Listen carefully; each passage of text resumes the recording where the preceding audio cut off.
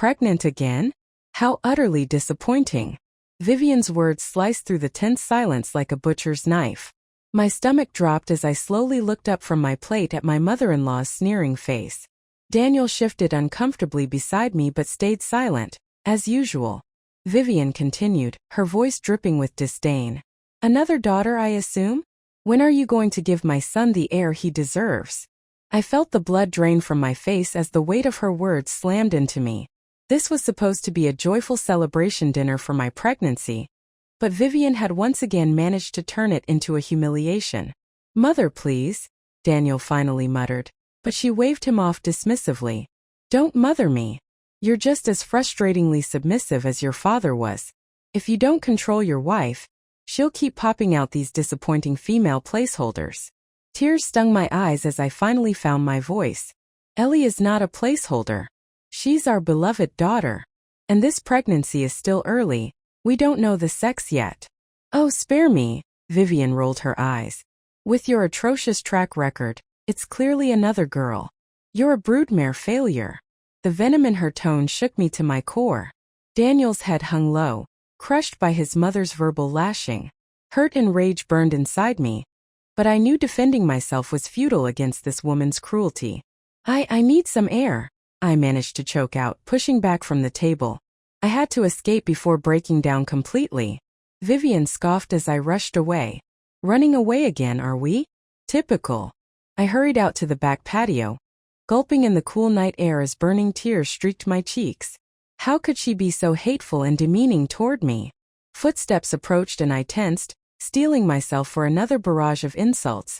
But it was Daniel, his face etched with sadness and apology. Arya, I'm so sorry. She was completely out of line back there, he said softly, taking my hand. You know how important you and the kids are to me. Don't listen to her vitriol. I pulled my hand away, suddenly angry at his pity. But I did listen, Daniel. For 8 years I've listened to her constant put-downs and cruelty. Toward me, toward Ellie. When are you finally going to stand up to your mother? Daniel's eyes widened, then quickly averted. Why, you know how she is, she'll never change, he mumbled weakly. I felt something inside me harden at his words. For the first time I truly saw Daniel's inability or unwillingness to protect me from his mother's abuse.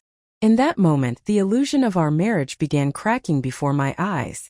As I looked at my husband's beaten, submissive stance, I realized with sinking dread that this pattern would never end. Vivian's iron grip over him was unbreakable, and I was the perpetual target for her destructive need to dominate. Wearily, I turned and headed back inside, leaving Daniel standing alone with his spineless excuses.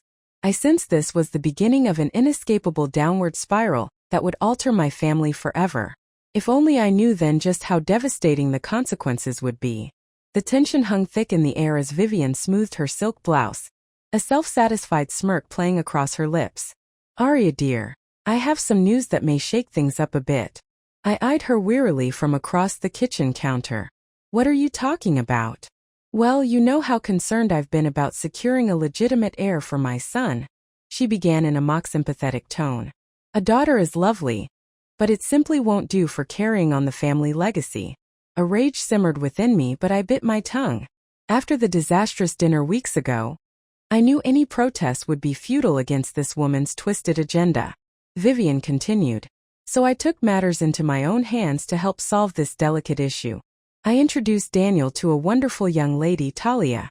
She's fertile, devoted, and more than capable of providing him with the son he deserves. The words hung in the air like a bad dream, but Vivian's vindictive stare told me this was no nightmare. It was disgustingly real. You brought another woman into our marriage to have a baby with my husband? I sputtered, struggling to process the depths of her depravity. Oh, don't be so dramatic, she scoffed. I'm doing what's best for my son's future.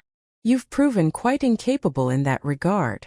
The casual cruelty of her words struck me like physical blows. How could anyone be so utterly lacking in human empathy? You cruel, manipulative hag. I cried out, unable to contain my anger any longer. Does Daniel even know about this vile scheme? A slow, satisfied smile spread across Vivian's face. Why don't you ask him yourself, dear?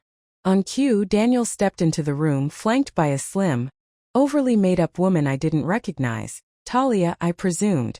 The look of sheepish contrition on my husband's face said it all. You allowed this? Your own mother brought another woman into our marriage to bear your child. I stammered, feeling the world crumbling around me. Daniel couldn't meet my eyes. Arya, we've talked about how important carrying on the family line is.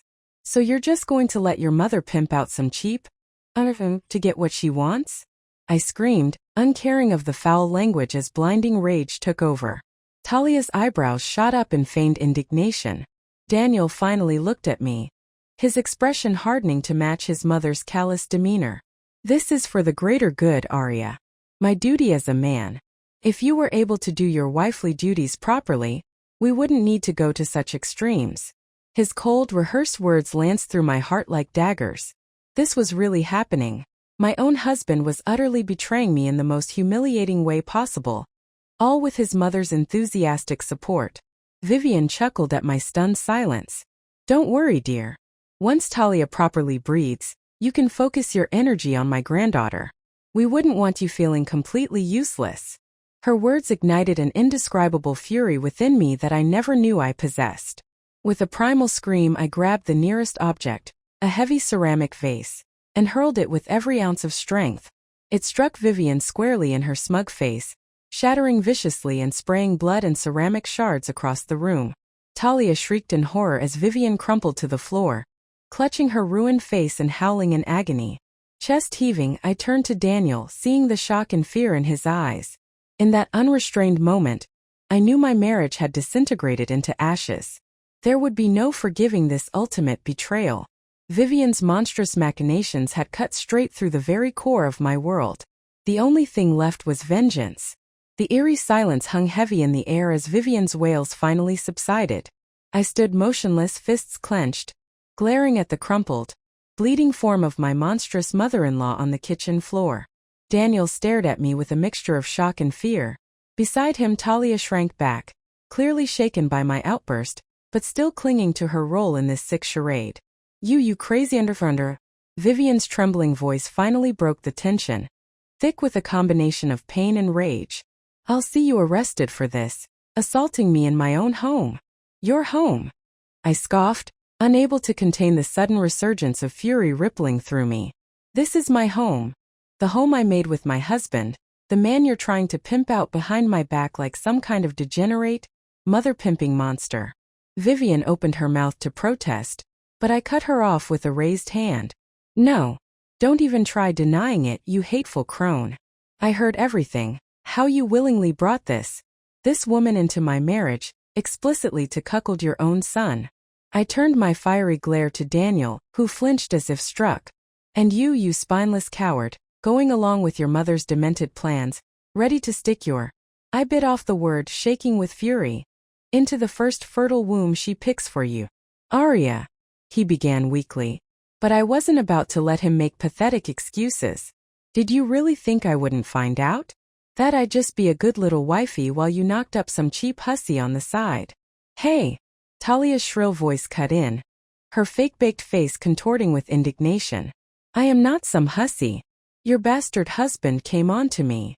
I whirled on the overly made-up woman, feeling a cruel smile spread across my face. Did he now? So tell me. When you were spreading your legs for a very married man, did you stop to think about his innocent family you were helping to destroy? Talia opened her mouth, but nothing came out. Deep down, even she realized how reprehensible her role was in this sordid scheme. Chuckling darkly, I turned back to Daniel. Unfreaking believable. I gave you everything, a beautiful child, a loving home, an amazing life, and you were ready to just throw it all away to satisfy your mother's unhinged breeding fetish. Vivian stirred, glaring up at me, her face already starting to grotesquely swell from the vase impact. You have no one to blame but yourself, you infertile. Enough, I roared, slamming my fist down on the counter hard enough to make them all jump. I have had it with your bottomless well of cruelty and manipulation. If having a son is so obsessively important, then Daniel is welcome to it.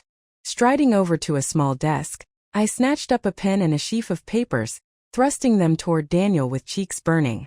Separation agreement.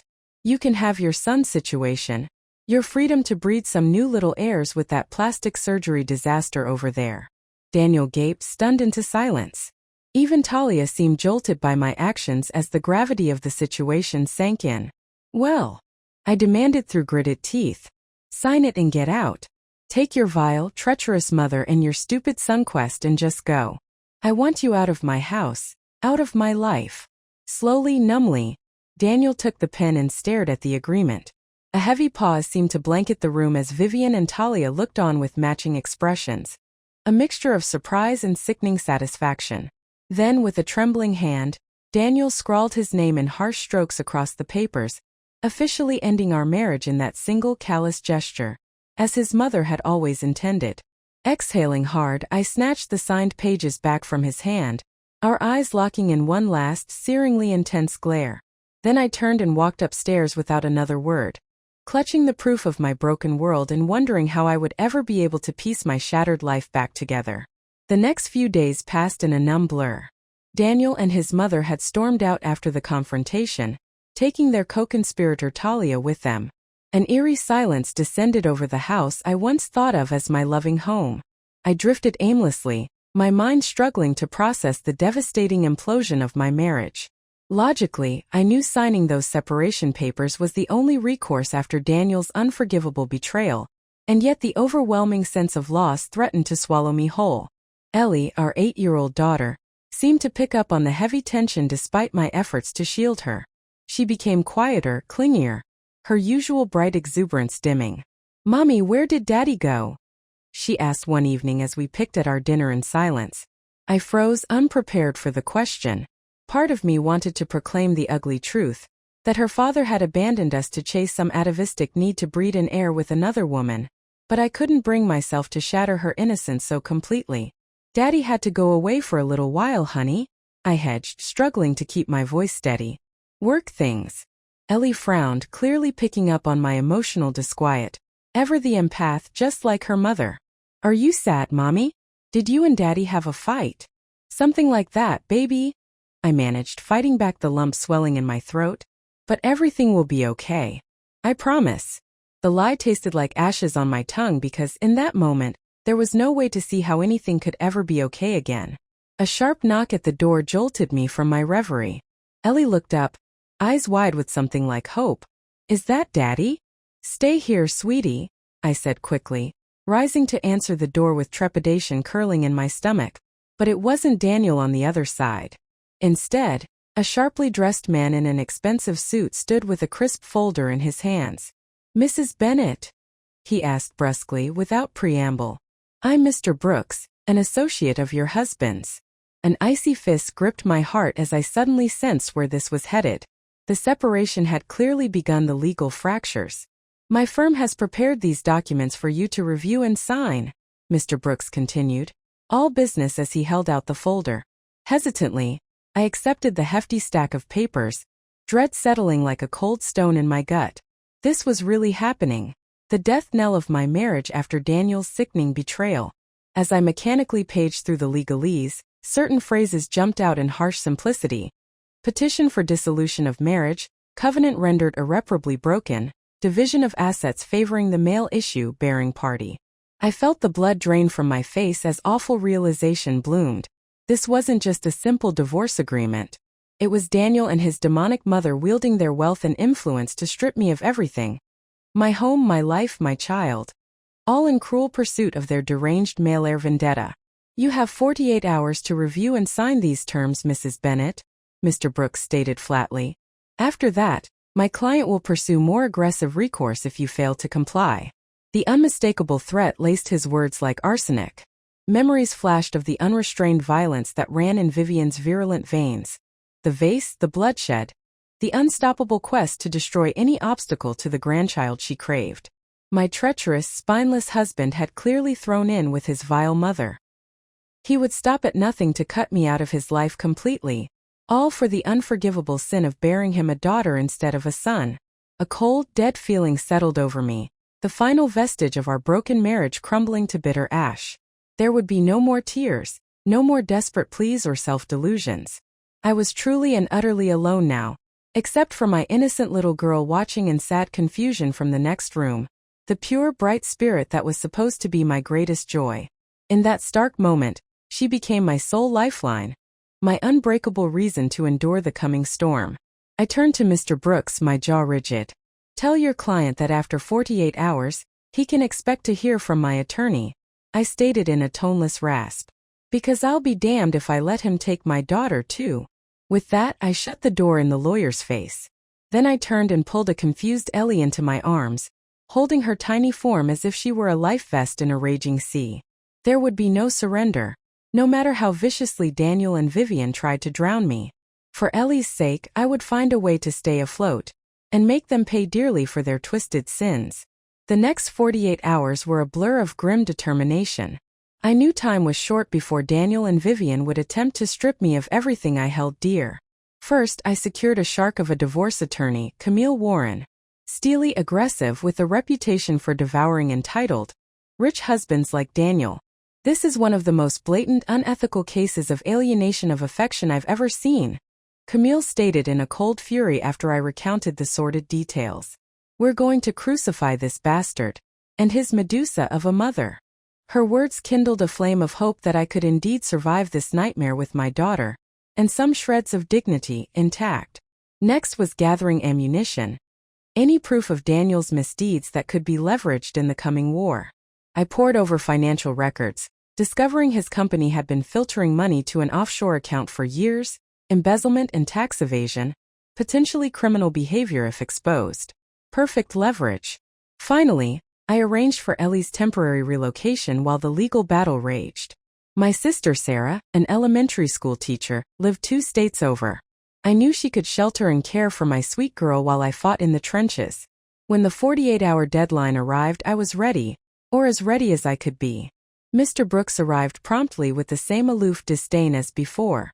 "I trust you've had ample time to review the terms and come to an amenable decision," he stated flatly. In response, I slid the signed divorce petition across the table, but not the one he provided. The stack of papers bore Camille Warren's imprint, every word thoroughly negotiated for maximum impact.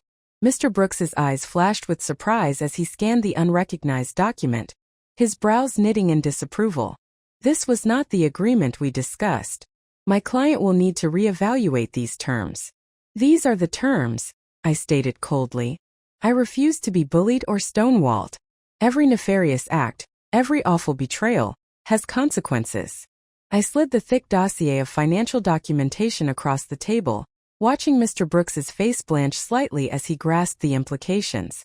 "Your client's illegal corporate dealings have been rigorously catalogued by very credible forensic accountants," I added, with a hint of vindictive satisfaction. "Any attempt to deprive me of my legal marital rights and claim over my daughter will be met with the full public revelation of these damning records." I allowed that threat to hang in the air. Daniel's ego and insecurity about his business reputation were thinly veiled weak spots, traits his vile mother had eagerly exploited countless times. Now it was my turn to wield that leverage. Mr. Brooks maintained an impressively impassive poker face as he studied the documentation, though a muscle twitched almost imperceptibly in his jaw. Perhaps he was already calculating how hard this battle could hit Daniel's pocketbook. "I will present this counteroffer to Mr. Bennett in full," he said finally, voice tight. "Contingent on these materials remaining discreet for now." "See that you do," I said simply. "The meter is running on flaying his reputation, and criminal liability wide open." With a curt nod, Mr. Brooks collected the documents and departed, clearly reeling from this unanticipated turn of events. For the first time in a long time, I felt the faintest spark of hope, of reclaiming some portion of my life and dignity from Daniel and Vivian's grasping claws. But there was still one vital loose end to secure before the war began in earnest. I turned and gathered Ellie into my arms, fighting back fresh tears at her sad, bewildered expression. "Mommy," she said tremulously, "what's happening? I want Daddy to come home." I hushed her gently, stroking her soft hair. "I know, baby, I know. But you have to go stay with Auntie Sarah for a little while, okay? For your safety." Ellie's eyes widened slightly, picking up on the undercurrent of tension, but she nodded obediently. As I clutched her tiny form, I silently vowed to do whatever it took to protect my daughter's well-being, even inscribing her name permanently in the chasm dividing our family. There would be hurt and confusion, but I hoped she would eventually understand. Because in the end, I would make absolutely certain that Daniel and Vivian paid the ultimate price for their monstrous transgressions. Once that line was crossed, there was no going back. The divorce battle erupted with a fury I could scarcely have imagined.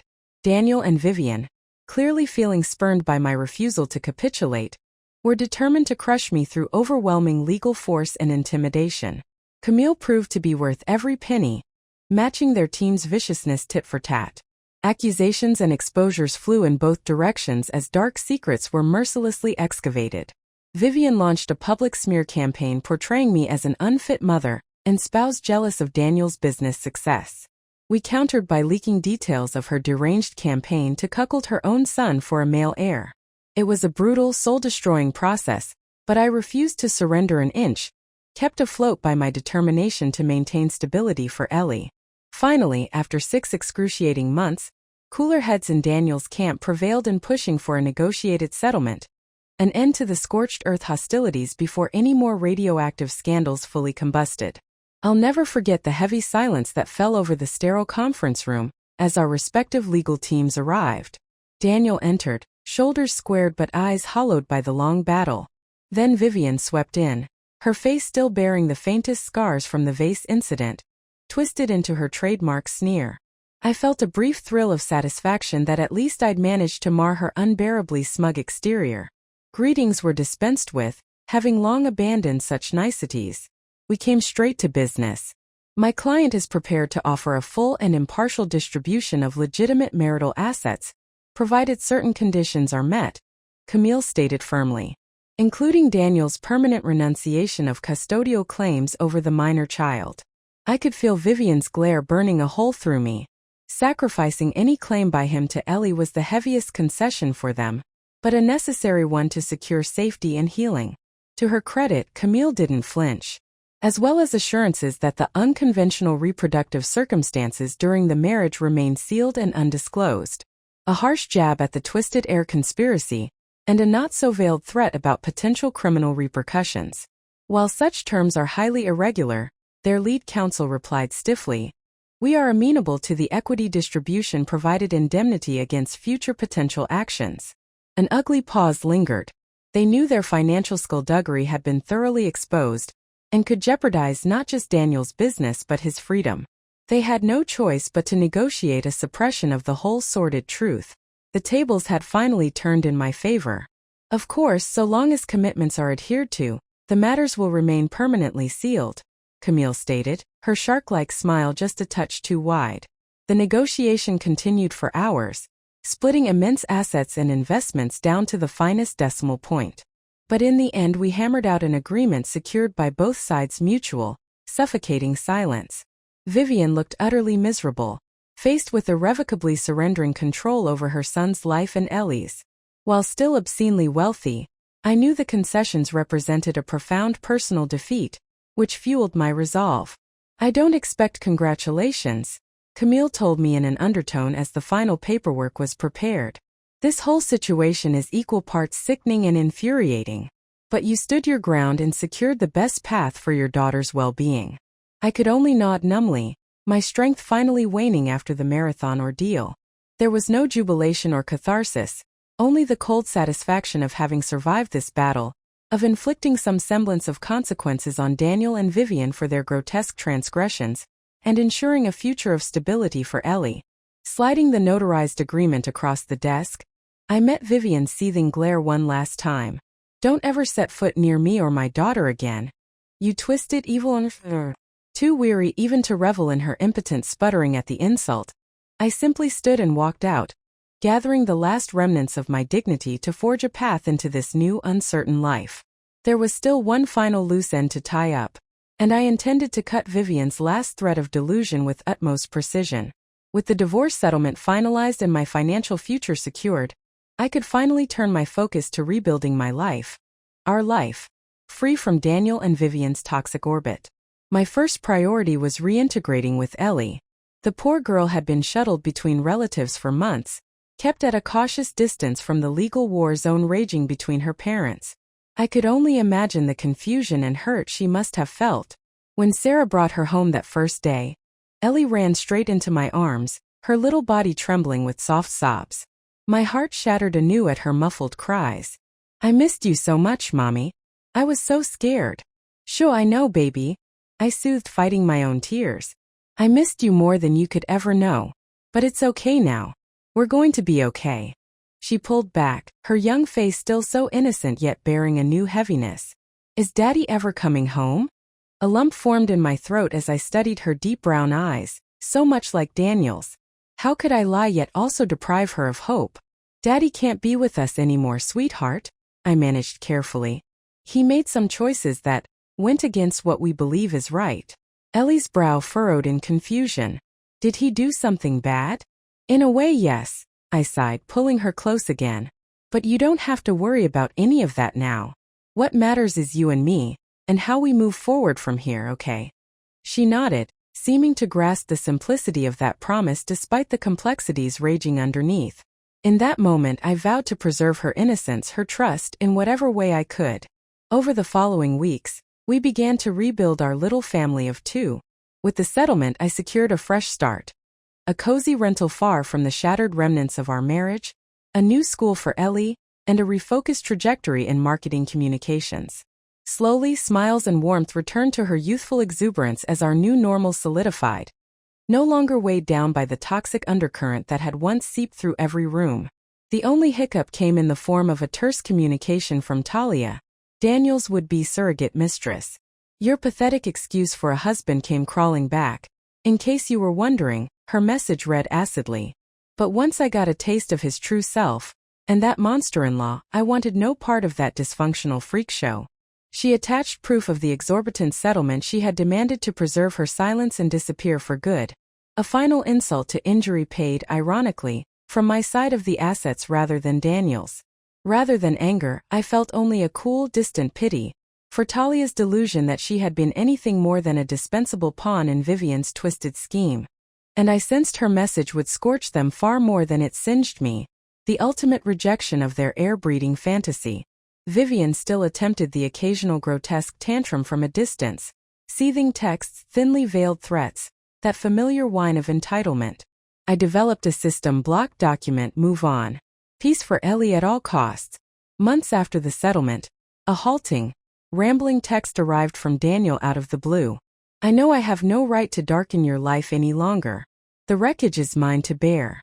I hope one day Ellie understands that I did love her with all my heart. It was a hollow echo, a desperate grasp at absolution that couldn't reach me anymore. Not in the sanctuary I had rebuilt around my daughter. Not after his choices. The years that followed surprised me with their tranquility. There were struggles, of course.